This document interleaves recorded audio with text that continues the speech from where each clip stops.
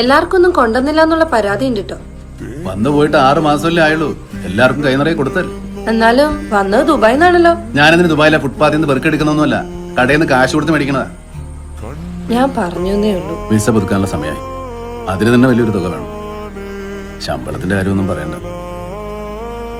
നീ ഇപ്പൊ ആരോടും പറയാനൊന്നും നിൽക്കണ്ട. ഞാൻ വന്നത് വിസ മാറ്റാനൊന്നുമല്ല. ഞാൻ തിരിച്ചു പോകണമെന്നില്ല. ഒന്നുമില്ലല്ലോ, ഒരു ദുബായ്ക്കാരന്റെ ഭാര്യ എന്നുള്ളൊരു പേരെങ്കിലും എനിക്കുണ്ടായിരുന്നു. ഇനിയിപ്പൊ അതും ഉണ്ടാവില്ല അല്ലേ? അപ്പൊ ഞാൻ തിരിച്ചു പോണെന്നാ നീ പറയണേ? ഞാനും മക്കളും മാത്രല്ല, ഭർത്താവ് മരിച്ച നിങ്ങളുടെ സഹോദരി, അവരുടെ മകളും ഈ വീട്ടിലുണ്ട്. അവരൊക്കെ ഇനി എങ്ങനെ ജീവിക്കും? കച്ചവടത്തിൽ നിന്നുള്ള വരുമാനം കൊണ്ട് നമ്മളെക്കാളും നന്നായിട്ട് ചന്ദ്രേട്ടനും കുടുംബം ജീവിക്കണില്ലേ? നിങ്ങൾ എന്താ നാട്ടിൽ കച്ചവടം തുടങ്ങാൻ പോവാ? എനിക്ക് പറ്റിയ എന്തെങ്കിലും ഒരു ജോലി കണ്ടുപിടിക്കണം. എത്ര നാളാ അന്യ നാട്ടിൽ കിടന്ന് കഷ്ടപ്പെടുന്നു. പഴയതുപോലുള്ള ആരോഗ്യവും ഇല്ല.